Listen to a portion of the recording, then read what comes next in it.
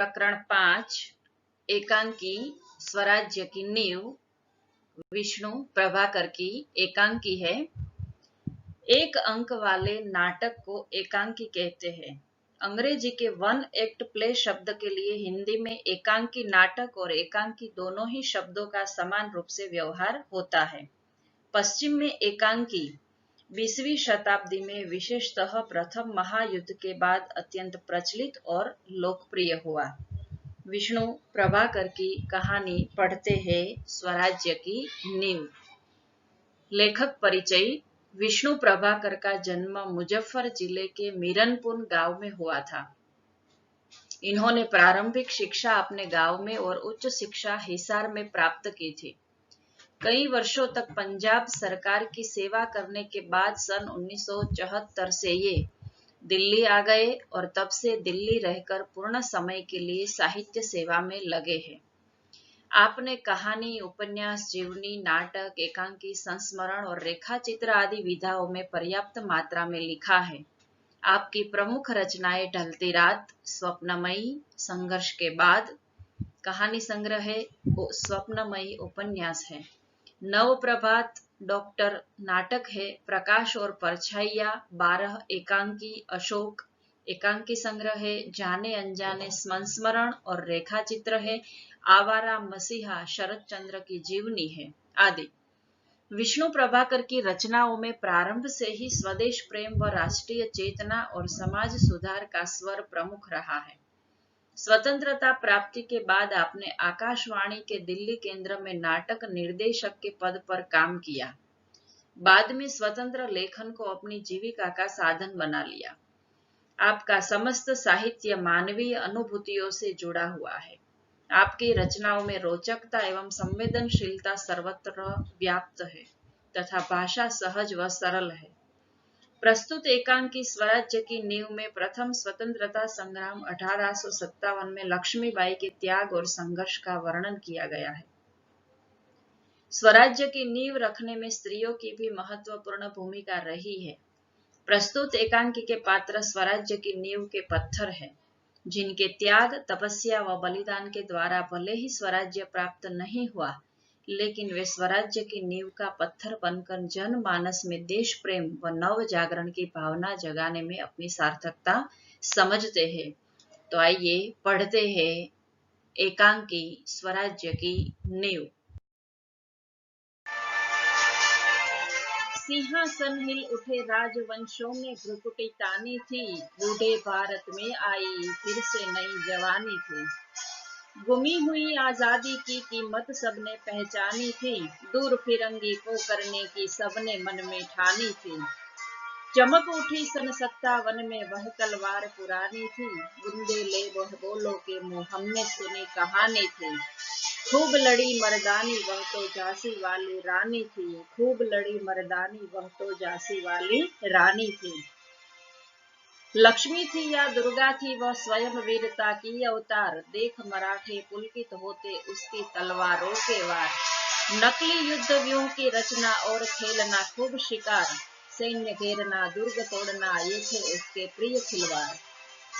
महाराष्ट्र कुल देवी उसकी भी आराध्य भवानी थी, बुंदेलो हर बोलो के मुंह हमने सुनी कहानी थी। खूब लड़ी मर्दानी वह तो झांसी वाली रानी थी, खूब लड़ी मर्दानी वह तो झांसी वाली रानी थी।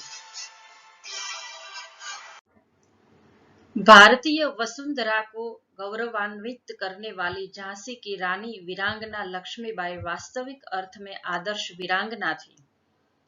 सच्चा वीर कभी आपत्तियों से नहीं घबराता है, प्रलोभन उसे कर्तव्य पालन से विमुख नहीं कर सकते। उसका लक्ष्य उदार और उच्च होता है, उसका चरित्र अनुकरणीय होता है।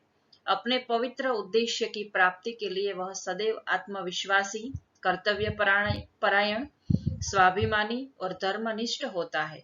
ऐसी ही थी वीरांगना लक्ष्मीबाई, जिनका जन्म काशी में 19 नवंबर 1835 को हुआ था और बचपन में उसे मणिकर्णिका के नाम से भी जाना जाता था।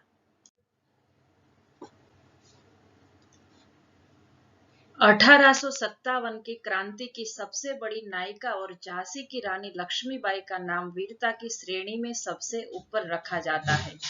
रानी लक्ष्मीबाई ग्वालियर में अंग्रेजों के खिलाफ लड़ती हुई शहीद हुई थी। उनके इस बलिदान दिवस पर हम आपको उनके जीवन के एक प्रसंग को यहाँ पर बताना चाहते हैं और लेखक ने उनके जीवन के कुछ अंशों को यहाँ पर बताने का प्रयास किया गया है। और महारानी लक्ष्मीबाई की वीर गाथा आज के महिला सशक्तिकरण के दौर में भला युवती और महिलाओं के लिए रानी लक्ष्मीबाई से अधिक बड़ा प्रेरणा स्रोत कौन हो सकता है, जिन्होंने पुरुषों के वर्चस्व वाले काल में 23 साल की उम्र में ही अपने राज्य की कमान संभालते हुए अंग्रेजों के दांत खट्टे कर दिए थे। रानी लक्ष्मीबाई ने अपने जीते जी अंग्रेजों को झांसी पर कब्जा नहीं करने दिया और वो उनके सामने ललकारते हुए कहने लगी कि मैं अपनी झांसी नहीं दूंगी। तो उनके जीवन के एक प्रसंग को लेखक ने एकांकी के द्वारा हमारे सामने रखा है। उनके पात्र है लक्ष्मीबाई, मुंदर, तात्या, जूही, रघुनाथ राव और सेना नायक। रंगमंच का निर्देश यहाँ पर लेखक ने दिया है कि रंगमंच पर युद्ध भूमि का दृश्य अंकित किया जाता है। कैंप कहीं पास ही लगा हुआ है। देखो ये कैंप है जिसे तंबू कहा जाता है और महारानी लक्ष्मीबाई के तंबू का एक भाग दिखाई देता है। पर्दा उठने पर महारानी लक्ष्मीबाई अपनी सखी जूही के साथ उत्तेजित अवस्था में मंच पर प्रवेश करती है। दोनों लाल कुर्ती के सैनिकों की वेशभूषा में है। देखो ये उनकी सखियां है और सखियों के साथ रानी यहाँ पर खड़ी है। ये उनका तंबू है और ये जूही के साथ उत्तेजित अवस्था में गुस्से में वो मंच पर प्रवेश करती है। यहाँ पर लेखक ने एकांकी होने के कारण रंगमंच का दृश्य हमारे सामने रखा है और एकांकी की शुरुआत वो रानी के प्रवेश से करते हैं। लक्ष्मीबाई चिंता व्यक्त करती है कि हमारे पास मंजिल आती है और आकर दूर चली जाती है। मेरे देखते ज्ञा से क्या हो गया जूही। जूही और लक्ष्मीबाई दोनों देश की व्यवस्था पर बातचीत करते हैं। झांसी, कालपी, ग्वालियर कहाँ गई, परंतु मंजिल है कि पास आकर भी हर बार दूर चली जाती है। झांसी भारत के उत्तर प्रदेश प्रांत में स्थित एक प्रमुख शहर है। यह शहर उत्तर प्रदेश एवं मध्य प्रदेश की सीमा पर स्थित है और बुंदेलखंड के क्षेत्र के अंतर्गत आता है। झांसी एक प्रमुख रेल एवं सड़क केंद्र है और झांसी जिले का प्रशासनिक केंद्र भी है। ग्वालियर भारत के मध्य प्रदेश राज्य का एक ऐतिहासिक एवं प्रमुख नगर है। भौगोलिक दृष्टि से ग्वालियर मध्य प्रदेश राज्य के उत्तर में स्थित है। यह शहर और इसका प्रसिद्ध दुर्ग उत्तर भारत के प्राचीन शहरों के केंद्र रहे हैं। यह शहर गुर्जर, प्रतिहार राजवंश, तोमर तथा बघेल कछवाहों की राजधानी रहा है। कालपी उत्तर प्रदेश के जालौन जिले में स्थित एक नगर है। कालपी बुंदेलखंड का प्रवेश द्वार है। यह यमुना नदी के तट पर बसा हुआ है। यह महर्षि वेद व्यास का जन्म स्थान है। माना जाता है कि कालपी प्राचीन काल में काल प्रिया नगरी के नाम से विख्यात था और समय के साथ इसका नाम संक्षिप्त होकर कालपी हो गया है। तो जूही को लक्ष्मीबाई अपनी चिंता व्यक्त करती है, अपनी मनस्थिति बताती है कि जब भी मैं स्वराज्य पाने की इच्छा करती हूँ तो मार्ग में हिमालय अड़ जाता है, यानी अनेक विघ्न मेरे मार्ग में आ जाते हैं और उसे पास करती हूँ तो महासागर की डरावनी लहरें थपेड़े मारने लगती है कि अगर मैं हिमालय से जूझती हूँ तो महासागर की, देखो ये महासागर की लहरें है वो मुझे डरा रही है और थपेड़े मारने लगी है। अगर उनसे मैं जूझती हूँ तो उनका सामना करती हूँ तो नाविक सो जाते हैं कि मेरे साथ जो नाव चलाने वाले मेरे नाविक है, मेरे योद्धा है, वो सो जाते हैं। देखो जूही उधर क्षितिज पर देखो, क्षितिज यानी जहां पर धरती और आसमान मिलता है वह जगह कैसी लपलपाती हुई लपटे उठ रही है। सारा आकाश धूम घटाओं से छाया हुआ है। यहाँ पर प्रकृति के तत्वों के साथ जूही और लक्ष्मीबाई की मनस्थिति का वर्णन किया है कि सारा आकाश घटाओं से घिरा हुआ है, बादल छाए हुए हैं, हिमालय मेरे काम में अड़ रहा है, महासागर की डरावनी लहरें मुझे डरा रही है और मेरे नाविक सो गए हैं। और प्रलय की भूमिका है, प्रलय यानी सृष्टि का विनाश, कि ऐसा लगता है कि प्रलय आने वाला है, ये उनकी भूमिका तैयार हो रही है।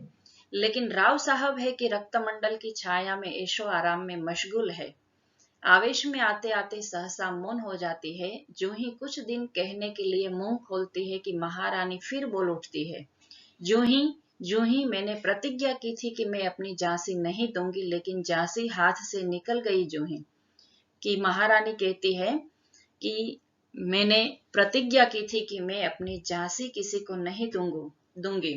और रक्तमंडल में जो छाया दिखाई देती है, वह छाया में राव साहब ऐशो आराम में मशगूल है, वो मेरी नाव को आगे बढ़ाने देते नहीं है। और मैंने प्रतिज्ञा की है, उस प्रतिज्ञा को मैं अवश्य निभाऊंगी कि मैं अपनी झांसी नहीं दूंगी।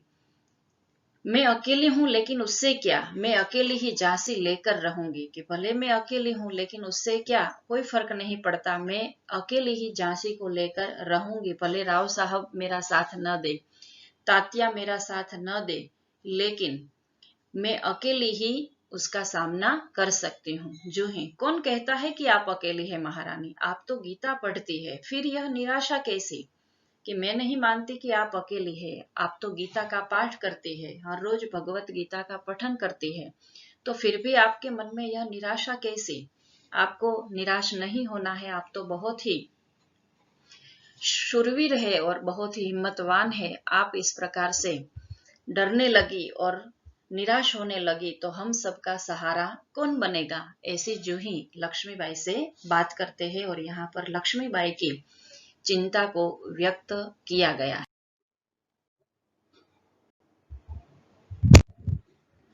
लक्ष्मीबाई कहती है कि मैं निराश नहीं हूँ, मैं जानती हूँ कि मैं झांसी लेकर रहूंगी, लेकिन क्या तुम नहीं जानते कि उस दिन बाबा गंगादास ने मुझसे क्या कहा था?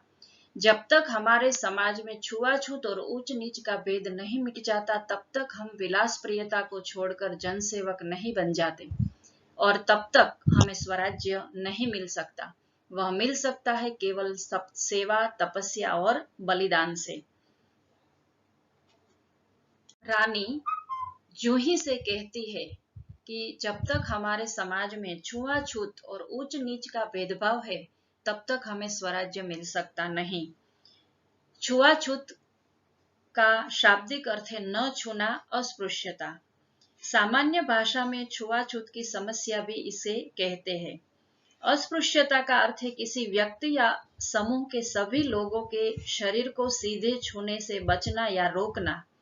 ये मान्यता है कि अस्पृश्य या अछूत लोगों से छूने, यहाँ तक कि उनकी परछाई भी पड़ने से उच्च जाति के लोग अशुद्ध हो जाते हैं और अपनी शुद्धता वापस पाने के लिए उन्हें पवित्र गंगा जल में स्नान करना पड़ता है। भारत में अस्पृश्यता की प्रथा को अनुच्छेद 70 के अंतर्गत एक दंडनीय अपराध घोषित किया गया है और अनेक प्रयास इसे दूर करने के लिए किए जाते हैं। और आगे रानी ने कहा कि हमें अपनी विलास प्रियता को छोड़ना होगा और जन सेवक बनना होगा। कि विलास प्रियता को हमें सुख, ऐश्वर्य, आनंद प्रमोद को छोड़कर जनता का शासक नहीं, लेकिन जनता का सेवक बनकर रहना पड़ेगा, तभी हमें स्वराज्य मिल सकता है। और 3 गुण दिए हैं, उन 3 गुणों के कारण ही हम स्वराज्य को प्राप्त कर सकते हैं। और वह 3 गुण है सेवा, हमें देश की सेवा करनी पड़ेगी, उसके लिए तपस्या करनी पड़ेगी और हमें बलिदान भी देना पड़ेगा। कि अगर हम बलिदान नहीं देंगे और तपस्या नहीं करेंगे, देश की सेवा नहीं करेंगे, तो हमें स्वराज्य प्राप्त कभी नहीं होगा। तो जो ही कहती है, लेकिन महारानी, उन्होंने यह भी तो कहा था कि स्वराज्य प्राप्ति से बढ़कर है स्वराज्य की स्थापना के लिए भूमि तैयार करना, स्वराज्य की नींव का पत्थर बनना। सफलता और असफलता देव के हाथ में है, लेकिन नींव के पत्थर बनने से हमें कौन रोक सकता है?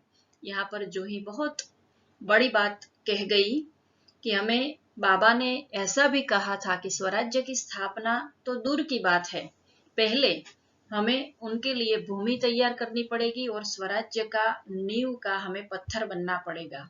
नींव का पत्थर बनना यानी कि जब कोई हमें बड़ी इमारत खड़ी करनी है तो इमारत को खड़ी करने के लिए पहले नींव का पत्थर मजबूत होना चाहिए। अगर नींव मजबूत होगी, पक्की होगी, तो इमारत पक्की बनेगी। और इमारत के शिखर पर, कलश पर बैठना सभी चाहते हैं, लेकिन कोई नींव का पत्थर बनना नहीं चाहता।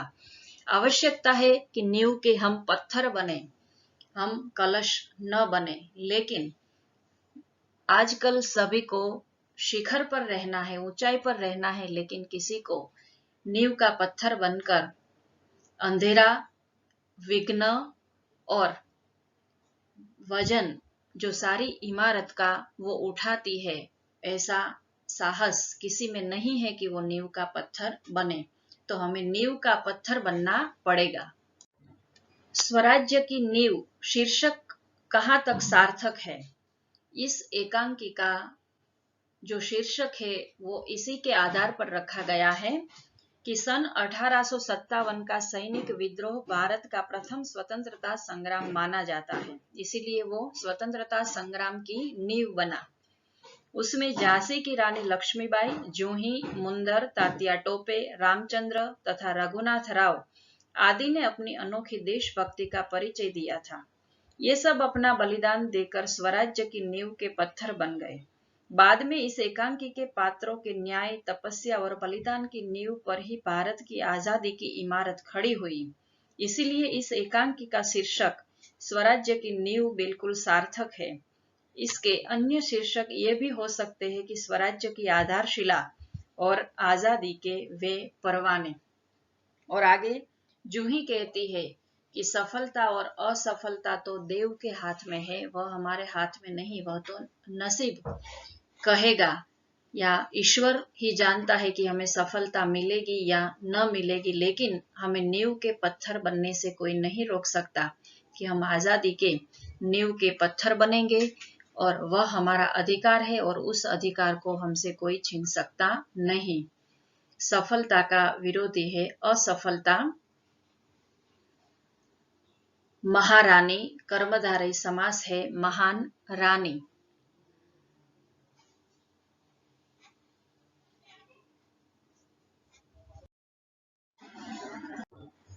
लक्ष्मीबाई मुस्कुराकर, शाबाश मेरी कर्नल, तुम लोगों से मुझे यही आशा है। जिस स्वराज्य की नींव तुम जैसी नारियां बनने जा रही है वह निश्चय ही महान होगा।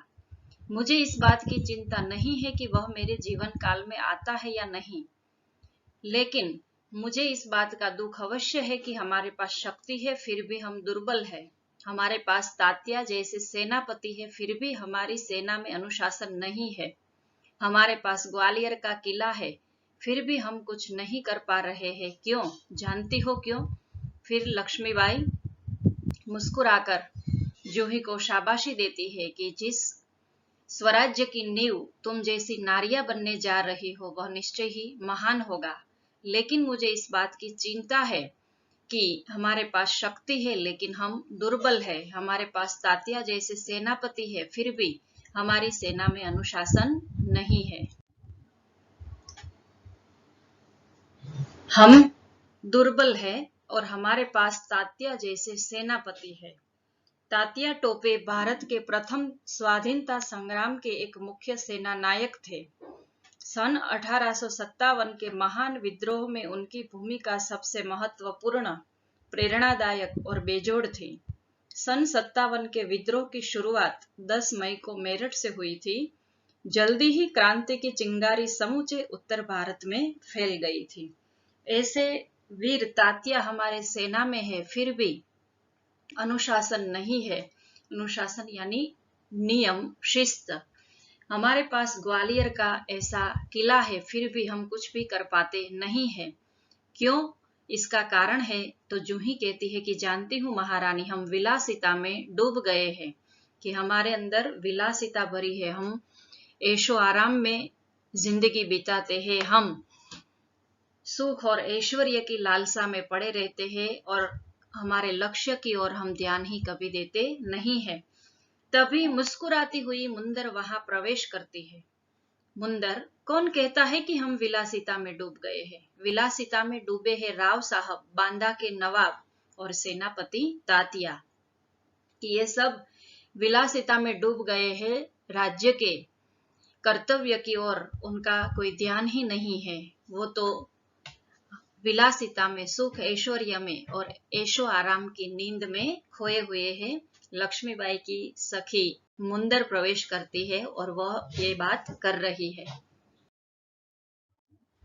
जो ही सहसा एकाएक, नहीं मुंदर, सेनापति नहीं, मुंदर मुस्कुराती है। ओह समझी, तुम तो उनका पक्ष लोगी ही।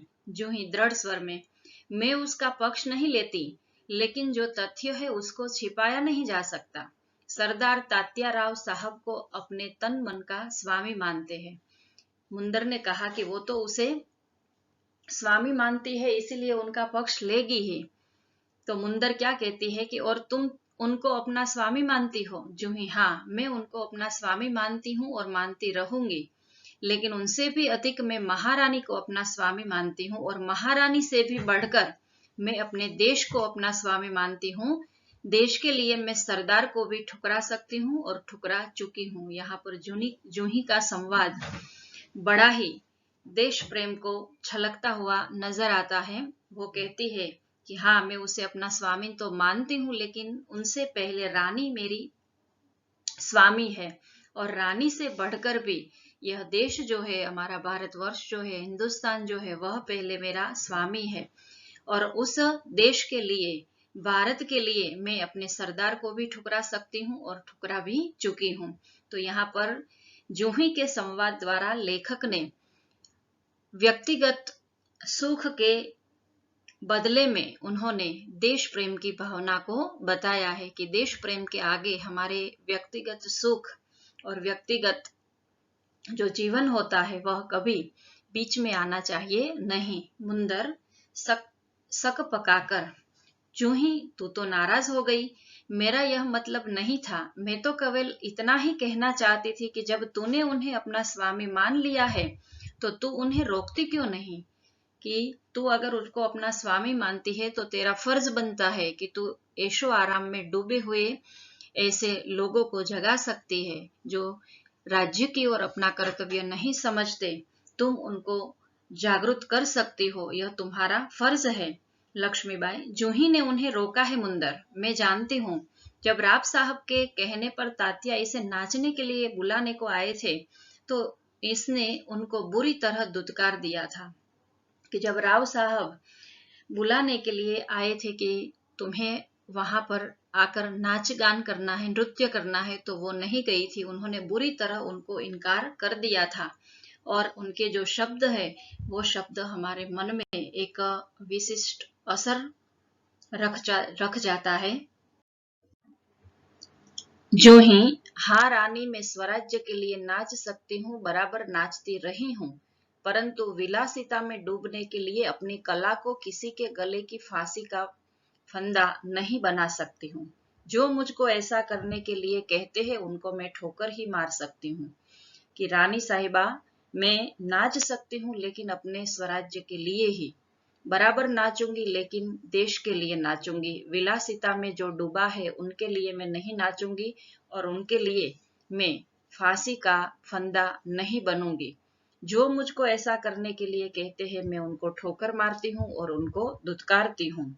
यहाँ पर जूही के संवाद में हमें उनका देश प्रेम नजर आता है और कला के प्रति उनका प्रेम नजर आता है कि नृत्य कला कोई ऐसी वैसी कला नहीं है, वह तो 64 कलाओं में से एक कला है जिसका संबंध स्वर्ग के देवी देवताओं से लेकर साधारण मनुष्य से है।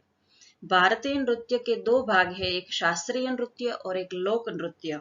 शास्त्रीय नृत्य जिसे क्लासिकल नृत्य कहा जाता है, और लोक नृत्य कोई विशेष प्रदेश का जो नृत्य होता है, फोक डांस जिसे कहा जाता है, वह होता है। तो यहाँ पर क्लासिकल यानी शास्त्रीय नृत्य की बात है देखो ये शास्त्रीय नृत्य के चित्र, क्लासिकल डांस के चित्र मैंने यहाँ पर रखे हैं, और वह कला, नृत्य कला कोई ऐसी वैसी या सामान्य कला नहीं है जिनका उपयोग हम विलासिता में डूब रहे लोगों के सामने नहीं, लेकिन अपनी कला को स्वराज्य के लिए ही प्रस्तुत करना चाहिए, ऐसी यहाँ पर जूही बात करती है। लक्ष्मीबाई दीर्घ निश्वास लेकर चिंतित होते हुए लंबा एक श्वास लेती है। वो ठोकर ही तो मार नहीं सकती जूही, यही दर्द तो हमें कचोट रहा है। अगर ठोकर मारकर हम उनकी मदहोशी दूर कर सकते हैं तो बात ही क्या थी। कि हम वही नहीं कर सकते, तुम उसे ठोकर मारने की बात कहती हो, लेकिन हम उसे ठोकर नहीं मार सकते हैं जूही, और यही दर्द हमें आज कचोट रहा है, हमारे मन को दुख दे रहा है। हम ठोकर मारकर उनकी मदहोशी की नींद को दूर नहीं कर सकते। वो मदहोशी की नींद में डूबे हुए हैं, वो नशे में धुत है जूही। बाई साहब, मैं औरों की बात नहीं जानती, मुझे आज्ञा दीजिए, मैं ठोकर मारने को तैयार हूँ, कि मैं ऐसे लोगों को ठोकर मारने के लिए तैयार हूँ। मुंदर, और मैं भी तैयार हूँ बाई साहब, चलो हम सब चलकर उनकी नींद हराम कर दे, कि हम सब मिलकर उनकी नींद हराम कर दे। यहाँ पर तीनों की बातचीत से हमें लगता है कि एक नारी क्या नहीं कर सकती। नारी अगर चाहे, स्त्री अगर चाहे तो भटके हुए पुरुष को, जो गुमराह हो चुका है, ऐसे पुरुष को ठीक रास्ते पर ला सकती है। वो अगर ठान ले कि मैं इसे बदलना चाहती हूँ, तो वो कैसे भी पुरुष को अपने देश के लिए बदल सकती है। यह है भारत की सच्ची नारियां और भारत की वीरांगना। लक्ष्मीबाई, नहीं मुंदर नहीं, हम उनकी नींद हराम नहीं कर सकते। अब तो दुश्मन की ठोकर ही उनको नींद से जगा सकती है। कि हम उसे कई बार प्रयत्न करेंगे कि उनकी नींद हराम हो जाए, उसे समझाने का प्रयत्न करेंगे कि अब तो जागो, अब तुम्हें मदहोशी की नींद से जागना है और अपने देश के प्रति अपना कर्तव्य निभाना है। लेकिन वो हमारी बात नहीं मानेंगे, और दुश्मन की जब उसे ठोकर लगेगी, जब दुश्मन हम पर आक्रमण कर देंगे, तभी उनकी नींद जागेगी। जूही, दुश्मन की ठोकर, यह आप क्या कह रही है। लक्ष्मीबाई, हाँ जूही, दोस्त की ठोकर अविश्वास की खाई को और भी चौड़ा कर देती है। क्या तुम नहीं जानती कि हम एक दूसरे को किस दृष्टि से देखते हैं। क्या ऐसी स्थिति में मेरे कुछ कहने से शंकाओं की घटा और भी गहरे नहीं उठेगी। कि हाँ जूही, दोस्त की ठोकर अविश्वास की खाई को और भी चौड़ा कर देती है। कि कोई हमारा करीबी मित्र हो या कोई करीबी सगे संबंधी हो, हम उसको सही रास्ते पर लाने के लिए जब ठोकर मारते हैं, जब उसे समझाने का प्रयत्न करते हैं, तो उनका हमारे प्रति एक अविश्वास पैदा हो जाता है। हम अगर किसी को सीधी बात कहे, सच्ची बात कहे, तो वो उसे कड़वी लगती है। लेकिन वही बात जब उनके दुश्मन उन्हें ठोकर देकर समझाते हैं, तभी वो समझ सकते हैं। नहीं तो ऐसे रिश्तों में क्या पड़ जाती है, अविश्वास की खाई पड़ जाती है, और वह खाई कभी दूर होती नहीं है। क्या तुम नहीं जानते कि हम एक दूसरे को किस दृष्टि से देखते हैं। कि हमारे बीच में मान मर्यादा है, हम एक दूसरे को इस दृष्टि से देखते हैं। क्या ऐसी स्थिति में मेरे कुछ कहने से शंकाओं की घटा और भी गहरी नहीं उठेगी।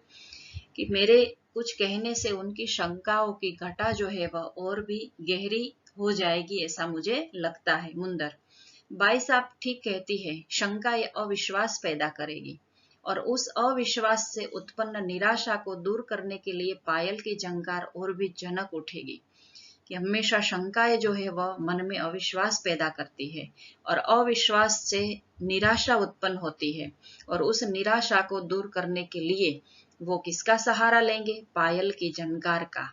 पायल की झनकार यानी पैरों में पहनी जाने वाली जो पायल होती है, वह पायल की झंकार उनके मन में जनक उठेगी, खनक उठेगी, और वो गलत रास्ते पर भी जा सकते हैं। तो हमें उनकी नींद को इस प्रकार अविश्वास पैदा करके जगाना नहीं है, नींद से उसे जागरूक करना नहीं है। यहाँ पर लक्ष्मीबाई और मुंदर रिश्तों की अहमियत को हमें समझाते हैं। कि कभी कभी हमारे करीबी लोगों के बीच में ऐसे रिश्ते होते हैं कि उस रिश्तों में अगर अविश्वास पैदा हो जाए, निराशा पैदा हो जाए, तो उसे दूर करने के लिए हमें कोई ऐसा तरीका खोजना चाहिए जिससे संबंधों में दरार न पड़े। रहीम जी भी कहते हैं कि रहीमन धागा प्रेम का मत तोड़ो छिटकाए, टूटे से फिर ना मिले, मिले गांठ पड़ी जाए।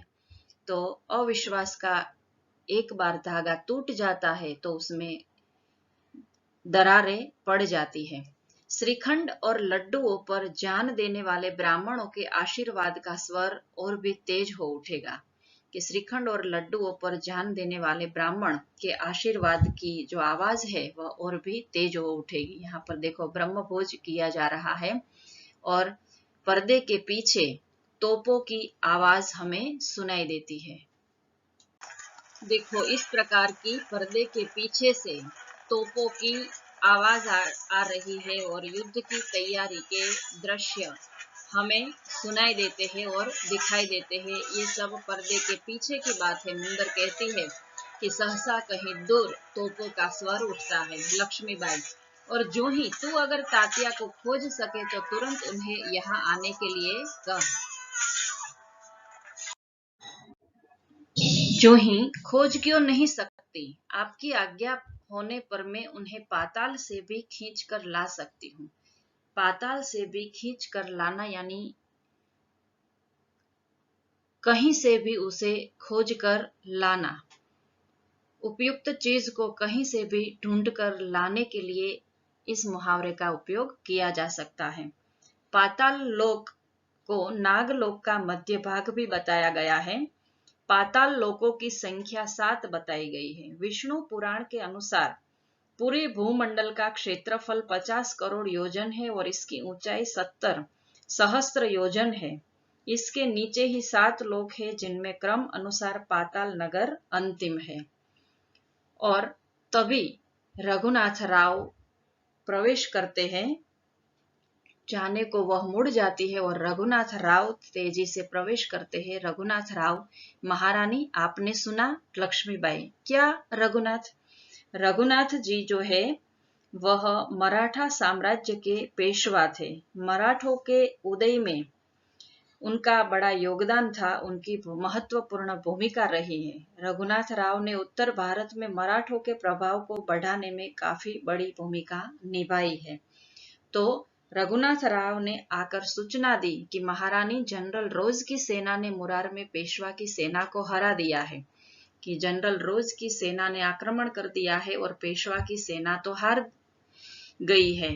तो जो ही अब कांपने लगी कि क्या पेशवा की सेना हार गई? लक्ष्मीबाई, पेशवा की सेना हार गई, यह अच्छा ही हुआ। अब पेशवा की आंख खुलेगी कि अब उसे सत्य क्या ज्ञान होगा, सत्य का।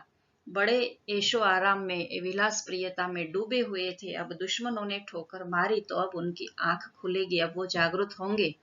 रघुनाथ अपनी सेना को तैयार होने की आज्ञा दो। रोज ग्वालियर का किला नहीं ले सकेगा। कि मैं तुम्हें आज्ञा देती हूँ कि रोज अब ग्वालियर पर आक्रमण करेगा और वह किला हमें अपने हाथ से जाने देना नहीं है।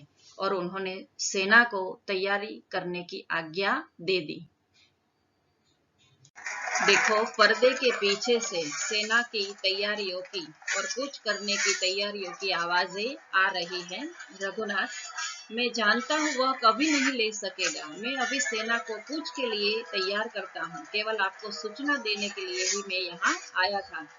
और रघुनाथ राव एक विश्वास देकर रानी से चले कहते हैं कि हम वो कभी नहीं ग्वालियर का किला उसके हाथ में देंगे और मैं सेना को कूच करने का आदेश देता हूँ, तैयारी करता हूँ। केवल आपके सूचना के लिए ही मैं यहाँ पर आया था।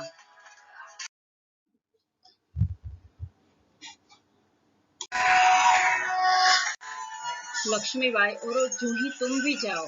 सहसा बाहर देखकर, लेकिन ठहरो, शायद सेनापति तात्या इधर ही आ रहे हैं। जो ही बाहर देखकर, जी हाँ, ये तो सरदार तात्या ही है। सरदार तात्या का प्रवेश।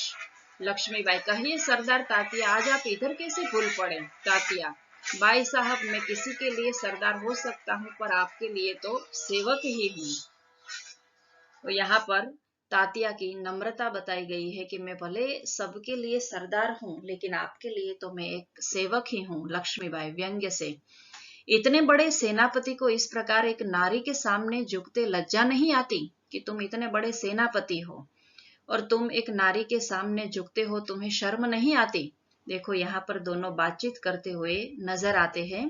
खैर छोड़ो इस बात को, यह तुम्हारी विनम्रता है, लेकिन यह तोपों की आवाज कैसी आ रही है?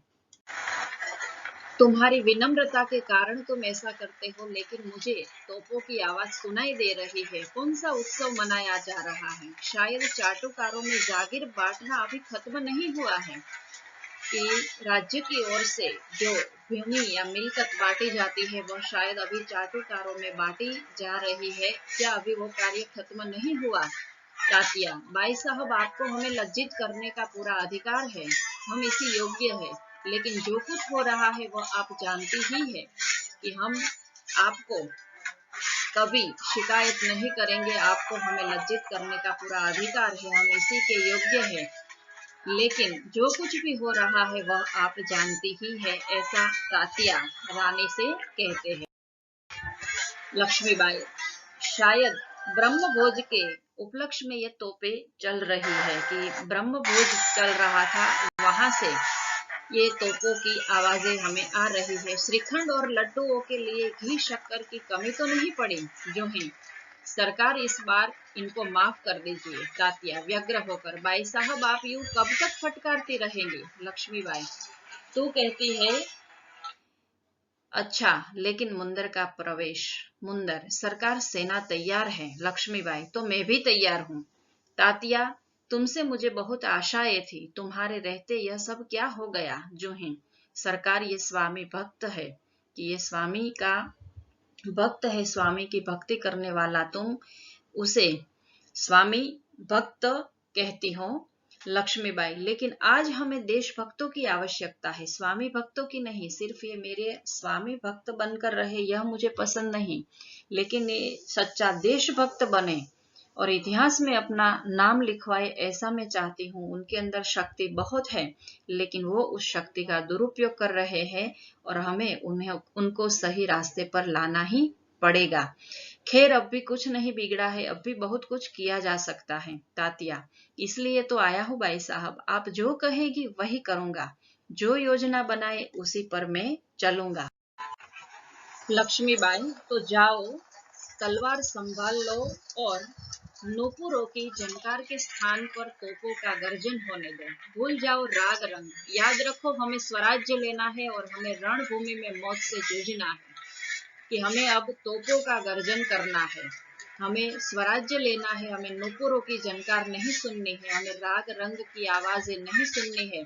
अब तो हमें तलवार संभाल कर युद्ध भूमि में जाना है और वहां पर मौत से जूझना है। तात्या, महारानी आपकी जय हो, मैं युद्ध के लिए तैयार होकर आया हूँ। लक्ष्मीबाई, जानती हूँ, लेकिन सेनापति इस बार यह याद रखना कि अति दुर्भाग्य से विजय न मिल सके तो तुम्हें सेना और सामग्री दोनों को दुश्मन के घेरे से निकाल कर ले आना है। कि याद रखना, अभी दुर्भाग्य यानी जिसका भाग्य अच्छा नहीं है और हमारा अभी भी भाग्य अच्छा नहीं हो और हमें अगर विजय न मिली तो भी तुम्हें सेना और सामग्री दोनों को दुश्मन के घेरे से बचाकर यहाँ ले आना है, यह तुम्हारी जिम्मेदारी है। तात्या ने कहा, ऐसा ही होगा। लक्ष्मीबाई, तात्या, मेरा मन कहता है कि यह मेरे जीवन का अंतिम युद्ध है। रानी को अब अंदेशा हो गया है कि शायद ये मेरे जीवन का आज अंतिम युद्ध है। जीत हो या हार मुझे किसी बात की चिंता नहीं, चिंता केवल इस बात की है कि हमारी वीरता कलंकित न होने पाए। बहुत ही यहाँ पर रानी लक्ष्मीबाई अपनी शूरवीरता की वाणी से कहती है कि जीत हो या हार मुझे इस बात की चिंता नहीं, महत्व केवल युद्ध का है। चिंता केवल इस बात की है कि हमारी वीरता कलंकित न होने पाए, कि हमें उनका सामना करना है। जीत या हार तो भगवान के हाथ में है, नसीब के हाथ में है। जीत और हार की हमें चिंता नहीं करनी है, चिंता तो हमें हमारी वीरता कलंकित न होने पाए, कोई हमें कायर न कहे, इस बात की हमें चिंता है और हमारी वीरता कलंकित हमें होने देनी नहीं है। हम भारत माता के वीर है और हमारी वीरता कभी कलंकित नहीं होने देंगे और अपनी झांसी को उनके हवाले कभी नहीं करेंगे। तात्या, भाई साहब, वीरता आपको पाकर धन्य है। आपके रहते कलंक हमारी छाया को भी नहीं छू सकेगा। आज्ञा दीजिए, प्रणाम। कि भाई साहब, हम आपको पाकर धन्य है, आपकी वीरता को धन्य है। आपके रहते कोई भी कलंक, कोई भी छाया हमें नहीं छू सकती। आज्ञा दीजिए, मैं जाना चाहता हूँ। लक्ष्मीबाई, प्रणाम तात्या, मैं सीधी युद्ध भूमि में जा रही हूँ, देर न लगाना। तात्या चला जाता है। मुंदर, सरकार, आज मैं बराबर आपके साथ रहूंगी, क्यों ही, और मैं तोप खाना संभालूंगी। देखो, तीनों नारियां युद्ध के लिए तैयार है और एक तोप खाना संभालेगी। ये तोप खाना एक रानी के साथ रहेगी और रानी युद्ध भूमि में इस प्रकार से युद्ध करना चाहती है। लक्ष्मीबाई, और हम सब मिलकर या तो स्वराज्य प्राप्त करेंगे या स्वराज्य की नींव का पत्थर बनेंगे। कि आज दो बातें होगी, या तो हम स्वराज्य को प्राप्त करते रहेंगे और या हम स्वराज्य की नींव का पत्थर बनेंगे, यानी अपना बलिदान देंगे और हमारी वीरता को हम कलंकित नहीं होने देंगे। तीनों हर हर महादेव का उद्घोष करती है कि हर हर महादेव। पृष्ठभूमि में यही उद्घोष उभर कर आता है, जो मंच पर प्रकाश के धुंधलाते न धुंधलाते सब कहीं छा जाता है। फिर धीरे धीरे शांति छाने लगती है, प्रकाश उभरने लगता है और पृष्ठभूमि में गीता पाठ का स्वर उठता है। और इस प्रकार रानी ने अंतिम युद्ध में हर हर महादेव का नाद किया और गीता पाठ की आवाज पृष्ठभूमि में आ रही थी। नींव का पत्थर किसे कहते हैं, उसके लिए लाल बहादुर शास्त्री के जीवन का एक प्रसंग है। उनको पढ़ने के बाद हम इसे एकांकी को पूर्ण करेंगे। कि एक बार लाल बहादुर शास्त्री से उनके मित्र ने पूछा, शास्त्री जी, आप हमेशा प्रशंसा यश से दूर रहते हैं, स्वागत सत्कार के लिए कार्यक्रमों को टाला करते हैं, आखिर ऐसा क्यों? शास्त्री जी हंसकर बोले, भाई, इसका कारण यह है कि एक बार लाला लजपत राय ने मुझसे कहा था कि लाल बहादुर, ताजमहल बनाने में दो प्रकार के पत्थरों का उपयोग हुआ है। एक तो बहुमूल्य संगमरमर, जिसका उपयोग गुंबद में हुआ। दूसरा एक साधारण पत्थर, जिसका उपयोग नींव में किया गया है, जिसकी ओर किसी का ध्यान ही नहीं होता। हमें जीवन में नींव के पत्थर का ही अनुसरण करना चाहिए। अपनी प्रसिद्धि, प्रशंसा और आदर सत्कार से दूर रहना चाहिए। और ऐसे ही नींव के पत्थर ये हमारे देश के क्रांतिकारी और स्वतंत्र सेनानी बने थे। उनके लिए एक छंद मुक्त रचना की कुछ पंक्तियां आपके सामने रखती हूँ। क्यों कुरेदते हो मुझे, ये दर्द मुझे सहने दो। नींव का पत्थर कहता है कि क्यों कुरेदते हो मुझे, ये दर्द मुझे सहने दो। मैं नींव का पत्थर हूँ, मुझे यूं ही दबा रहने दो। तुम्हारी ऊंचाइयां ये ठाठ बाट तुमको मुबारक, मेरी हसरतों मेरे दर्द से तुमको क्या मतलब। मत दिखलाओ घड़ियाली मृग, मत दिखलाओ घड़ियाली द्रुग, ये टीस मुझे सहने दो। मैं नींव का पत्थर हूँ, मुझे यूं ही दबा रहने दो, मुझे यूं ही दबा रहने दो। क्यों कुरेदते हो मुझे, ये दर्द मुझे सहने दो। मैं नींव का पत्थर हूँ, मुझे यूं ही दबा रहने दो। और इस प्रकार हमारे स्वतंत्र सेना भी नींव के पत्थर बन गए और हमारे देश के एक स्वतंत्रता संग्राम की नींव का पत्थर बन गए।